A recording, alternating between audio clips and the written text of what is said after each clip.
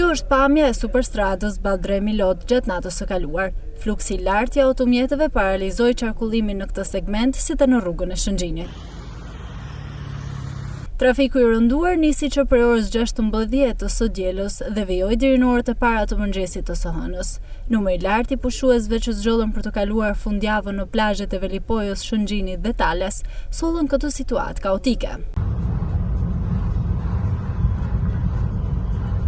Për të përshkuar 15 km rrugë, qytetarëve ju deshin të prisin me orë të tëra pasi lëvizja ka qenë jashtëzakonisht e ngadalt dhe me bllokime të herpashershme, ku situata reflektuar edhe në rrugën e re Shëngjin-Velipoj.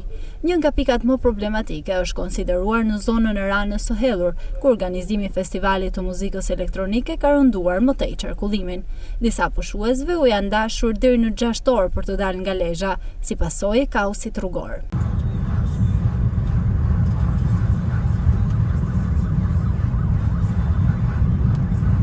Një ndër problemet kryesore që thellon krizën e qarkullimit është mungesa e një rruge lidhëse direkte midis Shëngjinit dhe Velipojës, veçanërisht pranë portit, çka pengon devijimin e fluksit të mjeteve. Kjo situatë e krijuar kërkon një reagim të shpejtë nga autoritetet për të shmangur përsëritjen e kaosit në ditët dhe në javët në vijim, teksa sezoni turistik sapo ka nisur.